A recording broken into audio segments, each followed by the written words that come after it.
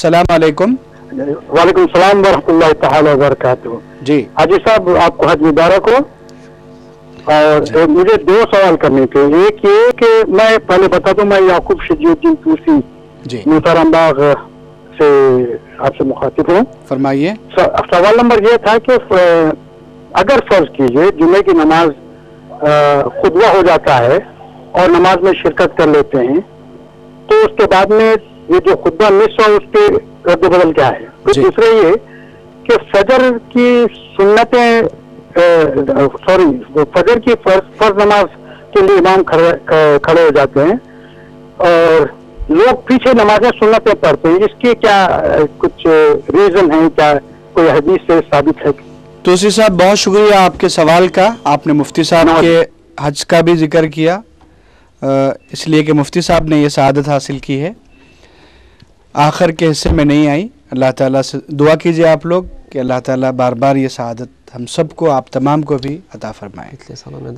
जी अल्हम्दुलिल्लाह।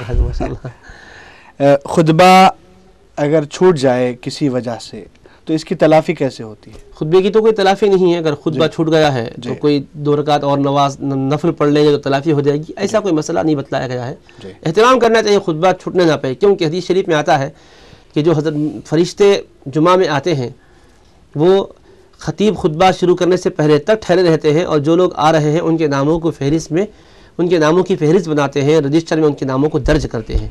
जब अज़ान होती है खुतबे से पेशतर की, मिंबर पर ख़तीब जब जाकर बैठ जाते हैं, जब अज़ान होने लगती है उस वक़्त वो दफ्तर बंद करके खुतबा सुनने में शामिल हो जाते हैं, खुतबा सुनने के लिए वो भी बैठ जाते हैं। अब जो बाद में आते हैं वो खुसूसी फहरिस्त में उनका नाम शामिल ही नहीं होता है, इसलिए एहतमाम होना चाहिए। बहुत ज़्यादा गफलत हमारे पास हो रही है, बहुत से लोग इंतज़ार करते रहते हैं कि खुतबा शुरू होगा तब जाएंगे, जमात ठहरेगी तब जाएंगे, ऐसा नहीं होना चाहिए।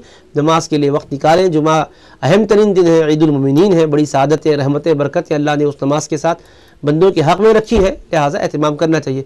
एहतमाम के बाद कभी किसी गफलत की वजह से अगर ऐसा हो गया है तो उसकी कोई तलाफ़ी की शक्ल नहीं है।